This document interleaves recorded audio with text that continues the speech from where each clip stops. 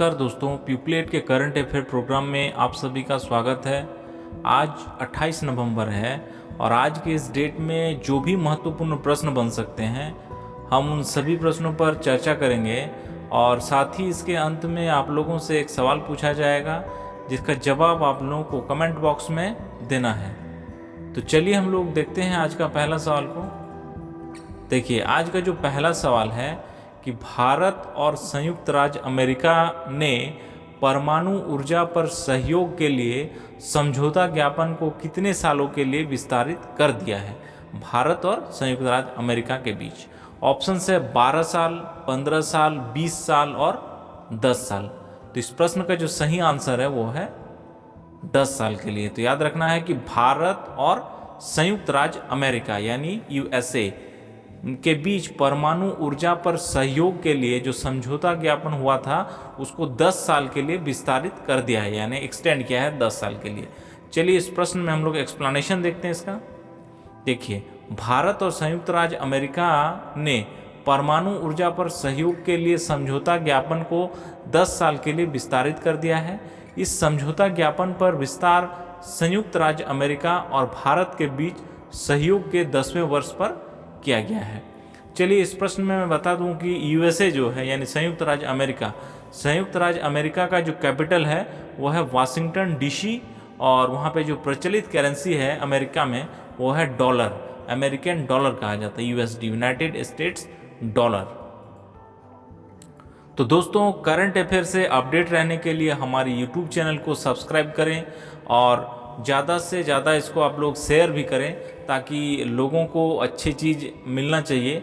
और साथ ही हम बताना चाहेंगे कि अगर आप लोग डेली करंट अफेयर से संबंधित पीडीएफ फाइल को डाउनलोड करना चाहते हैं तो हमारे वेबसाइट को विजिट करें और साथ ही टेलीग्राम चैनल को भी ज्वाइन करके आप डेली करंट अफेयर से संबंधित पीडीएफ फाइल को डाउनलोड कर सकते हैं, जिसका लिंक नीचे डिस्क्रिप्शन बॉक्स में दिया हुआ है। देखिए, आज का जो दूसरा सवाल है कि किस राज्य सरकार ने पुलिस अधिनियम में विवादास्पद संशोधन को निरस्त कर दिया है?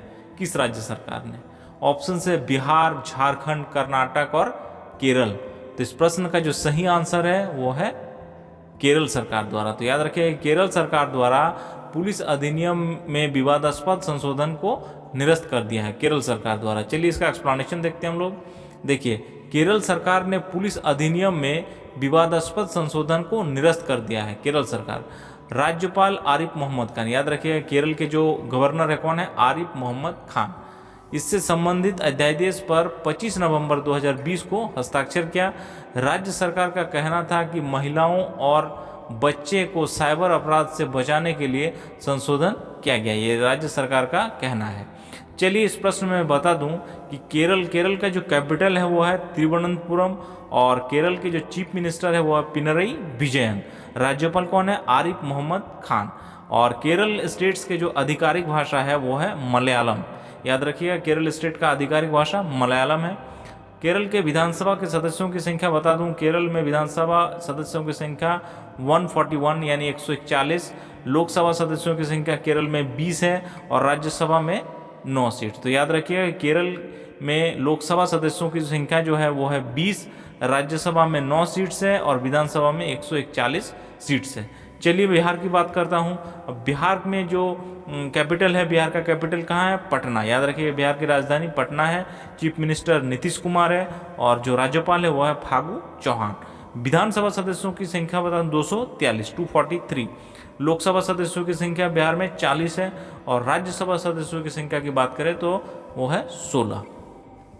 कर्नाटक का बता दूं कि कर्नाटक का जो कैपिटल है वो है बंगलुरु और चीफ मिनिस्टर कर्नाटक में जो वर्तमान में वो है BS Yediyurappa.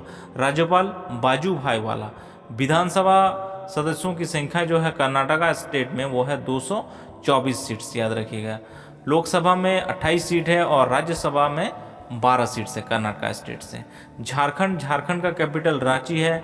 Chief minister Hemant Soren है और राज्यपाल जो है वो है द्रौपदी मुर्मू। विधानसभा सदस्यों की संख्या की बात करें तो याद रखिएगा 81 यानी 81 विधानसभा सदस्य है। लोकसभा में 14 सीट है झारखंड और राज्यसभा में 6 सीट्स हैं। देखिए, आज का जो तीसरा सवाल है कि निम्न में से किस देश के दिग्गज फुटबॉलर डियोगो माराडोना, याद रखिए डिएगो माराडोना 60 वर्ष की उम्र में निधन हो गया। किस देश के महान फुटबॉलर रहे हैं, जो कि लगभग जैसे क्रिकेट में सचिन तेंदुलकर जैसे महान खिलाड़ी हैं, वैसे ही फुटबॉल की दुनिया में देखें तो माराडोना का भी अपने आप में एक बहुत बड़ी हस्ती थे। तो किस देश से बिलोंग थे? ऑप्शन है मैक्सिको, ब्राज़ील, अर्जेंटीना और रूस। तो इस प्रश्न का जो सही आंसर है वो है अर्जेंटीना। तो याद रखिएगा कि फुटबॉल के दिग्गज फुटबॉलर माराडोना, जिसका 60 वर्ष की उम्र में हाल ही में निधन हो गया है, वो अर्जेंटीना के प्लेयर रहे हैं। चलिए इस प्रश्न में इसका एक्सप्लेनेशन देखते हैं हम लोग। देखिए, फुटबॉल के महानतम खिलाड़ियों में शुमार अर्जेंटीना के मशहूर फुटबॉलर रहे डिएगो माराडोना को 60 वर्ष की उम्र में निधन हो गया है। माराडोना जो कि 1982 में विश्व कप फुटबॉल से सबसे पहले चर्चा में आए थे। माराडोना ने साल 1997 में अपने 37वें जन्मदिन पर प्रोफेशनल फुटबॉल से इन्होंने रिटायरमेंट की घोषणा की थी। तो बता देते हैं कि जो माराडोना है वो फुटबॉल के दुनिया में बहुत ही बड़े हस्ती रहे हैं। जैसे क्रिकेट में सचिन तेंदुलकर जैसे महान बल्लेबाज हैं, वैसे ही फुटबॉल के में माराडोना भी अपने आप में एक बहुत बड़े हस्ती रहे हैं। चलिए आज का चौथा सवाल जो है, खेल मंत्रालय ने हाल ही में किस खेल को राष्ट्रीय खेल महासंघ के रूप में मान्यता दे दी है? ऑप्शंस है भारतीय हॉकी संघ, भारतीय तीरंदाजी संघ, भारतीय टेनिस संघ और भारतीय बैडमिंटन संघ। तो इस प्रश्न का जो सही आंसर है वो है भारतीय तीरंदाजी संघ। तो याद रखिए कि खेल मंत्रालय ने हाल ही में भारतीय तीरंदाजी संघ को राष्ट्रीय खेल महासंघ के रूप में मान्यता दे दी है। चलिए इसका एक्सप्लेनेशन देखते हैं हम। देखिए, भारतीय तीरंदाजी संघ को नवंबर यानी 25 नवंबर को 8 साल बाद सरकार ने फिर से मान्यता मिल गई है भारतीय तीरंदाजी संघ को। देखिए आज का जो पांचवा सवाल है कि प्रधानमंत्री नरेंद्र मोदी ने नवीकरणीय ऊर्जा के क्षेत्र में निवेश को बढ़ावा देने के लिए री इन्वेस्ट के कौन से संस्करण का आभासी उद्घाटन किया है? ऑप्शन है पहले संस्करण, दूसरे संस्करण, तीसरे संस्करण और चौथे संस्करण। तो इस प्रश्न का जो सही आंसर है वो है तीसरे संस्करण का। तो याद रखना है कि प्रधानमंत्री नरेंद्र मोदी ने नवीकरणीय ऊर्जा के क्षेत्र में निवेश को बढ़ावा देने के लिए यानी री इन्वेस्ट के तीसरे संस्करण का आभासी उद्घाटन किया है। चलिए इस प्रश्न का हम लोग विश्लेषण देखते हैं। देखिए, प्रधानमंत्री नरेंद्र मोदी ने नवीकरणीय ऊर्जा के क्षेत्र में निवेश को बढ़ावा देने के लिए री इन्वेस्ट के तीसरे संस्करण का आभासी उद्घाटन किया है। देखिए आज का जो छठा सवाल है कि किसने हाल ही में डिजिटल ऑनलाइन मानव संसाधन प्रबंधन प्रणाली लॉन्च की है? किसने डिजिटल ऑनलाइन मानव संसाधन प्रबंधन प्रणाली लॉन्च की है? ऑप्शन है भारतीय नौसेना, भारतीय वायुसेना, भारतीय रेल और वित्त मंत्रालय। तो इस प्रश्न का जो सही आंसर है वो है भारतीय रेल। याद रखिएगा कि भारतीय रेल ने डिजिटल ऑनलाइन मानव संसाधन प्रबंधन प्रणाली लॉन्च किया है, इंडियन रेलवे। चलिए इस प्रश्न का हम लोग एक्सप्लेनेशन देखते हैं। देखिए, भारतीय रेल ने हाल ही में मानव संसाधन प्रबंधन प्रणाली, उत्पादकता और कर्मचारी संतुष्टि में सुधार का लाभ लेने के लिए डिजिटल ऑनलाइन मानव संसाधन प्रबंधन प्रणाली लॉन्च की है। चलिए इसमें हम बता देते हैं, चूंकि आने वाले समय में रेलवे का एग्जाम्स होने वाला है, तो रेलवे के बारे में जो कुछ महत्वपूर्ण फैक्ट है उसके बारे में बता देते हैं। तो याद रखिएगा कि भारतीय रेलवे की जो स्थापना हुआ है 8 मई 1845 को। देखिए इसमें स्थापना की बात कर रहा हूँ, स्थापना 8 मई 1845 को। और भारतीय रेलवे का जो हेडक्वार्टर है वो है न्यू दिल्ली में। वर्तमान में जो रेल मंत्री है वो है पीयूष गोयल। याद रखिएगा रेल मंत्री, भारतीय के रेल मंत्री कौन है अभी? पीयूष गोयल। चेयरमैन की बता दूं तो विनोद कुमार यादव, याद रखिएगा विनोद कुमार यादव चेयरमैन है। और भारतीय रेल में जोन की संख्या है वर्तमान में 18। देखिए आज का जो सातवां सवाल है कि हाल ही में किसने ट्रांसजेंडर लोगों के लिए राष्ट्रीय पोर्टल लॉन्च किया है? ऑप्शन है हरदीप सिंह पुरी, श्री थावरचंद गहलोत, श्री नरेंद्र सिंह और श्री विवेकानंद सिंह। तो इस प्रश्न का जो सही आंसर है वो है श्री थावरचंद गहलोत। तो याद रखिएगा कि ट्रांसजेंडर लोगों के लिए जो राष्ट्रीय पोर्टल लॉन्च किया है वो है श्री थावरचंद गहलोत। चलिए इस प्रश्न का एक्सप्लेनेशन देखते हैं हम लोग। देखिए, हाल ही में केंद्रीय सामाजिक न्याय और अधिकारिता मंत्री श्री थावरचंद गहलोत ने ट्रांसजेंडर लोगों के लिए राष्ट्रीय पोर्टल लॉन्च किया है।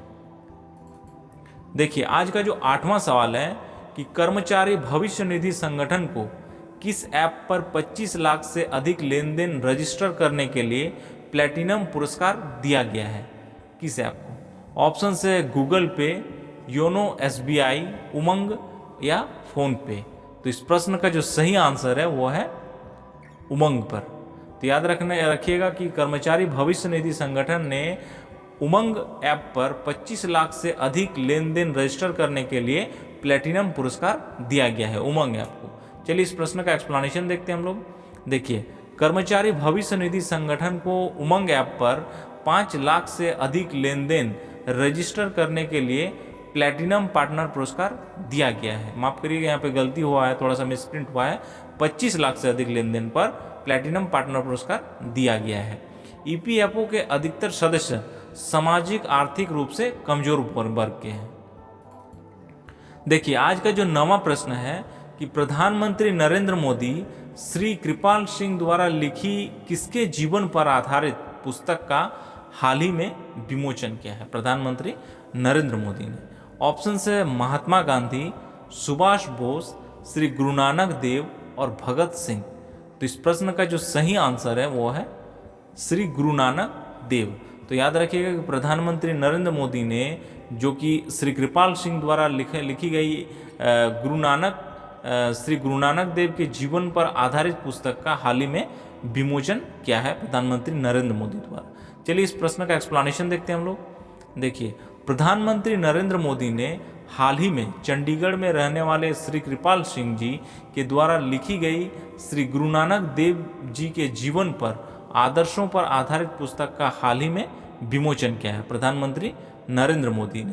तो याद रखिएगा कि श्री गुरु नानक देव के जो जीवन के आदर्शों पर आधारित पुस्तक को लिखा है उनका नाम है श्री कृपाल सिंह।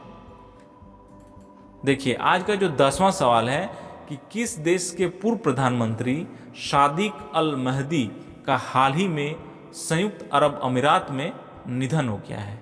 ऑप्शन है सऊदी अरब, ताइवान, सूडान और ऑस्ट्रेलिया। तो इस प्रश्न का जो सही आंसर है वो है सूडान। तो याद रखिएगा कि सूडान के पूर्व प्रधानमंत्री सादिक अल महदी का हाल ही में संयुक्त अरब अमीरात में निधन हो गया है। चलिए इस प्रश्न का एक्सप्लेनेशन देखते हैं। देखिए, सूडान के पूर्व प्रधानमंत्री सादिक अल महदी का हाल ही में संयुक्त अरब अमीरात में कोरोना वायरस के कारण निधन हो गया है। चलिए इस प्रश्न में मैं बता देता हूँ कि सूडान जो है, सूडान का जो कैपिटल है वो है खार्तूम और सूडान में जो प्रचलित मुद्रा है उसको सूडानीज पाउंड कहा जाता है। सऊदी अरब के कैपिटल रियाद है और सऊदी अरब के में प्रचलित जो करेंसी है उसको हम लोग बोलते हैं सऊदी रियाल कहा जाता है। याद रखिएगा कि सऊदी अरब के करेंसी को रियाल कहा जाता है। सूडान में सूडानीज पाउंड है। ताइवान का जो कैपिटल है वो है ताइपे और ताइवान में जो प्रचलित करेंसी है उसको बोलते हैं न्यू ताइवान डॉलर। याद रखिएगा ताइवान में डॉलर है। और ऑस्ट्रेलिया है जो है, ऑस्ट्रेलिया का कैपिटल जो है वो है कैनबरा और ऑस्ट्रेलिया में प्रचलित करेंसी को ऑस्ट्रेलियन डॉलर कहा जाता है। यानी सूडान में सूडानीज पाउंड है, सऊदी अरब में सऊदी रियाल है, ताइवान में न्यू ताइवान डॉलर है और ऑस्ट्रेलिया में डॉलर है। तो याद रखिएगा चूँकि राजधानी और कैपिटल करेंसी से हर एग्ज़ाम में 1-2 प्रश्न रहेगा, इसीलिए इसको ध्यान में रखिएगा आप लोग। तो दोस्तों आज का जो सवाल है इसका जवाब आप लोगों को कमेंट बॉक्स में देना है। सवाल है कि किस देश के प्रधानमंत्री को नोबेल शांति पुरस्कार 2021 के लिए नामित किया गया है? 2021 के लिए नामित किया गया है। ऑप्शन से इटली, जापान, इजराइल और भारत। इस प्रश्न का सही आंसर आप लोगों को कमेंट बॉक्स में देना है। और इस तरह से तमाम लेटेस्ट करंट अफेयर से जुड़े रहने के लिए हमारे यूट्यूब चैनल को सब्सक्राइब करें, लाइक करें और ज़्यादा से ज़्यादा इसको आप लोग शेयर करें। धन्यवाद।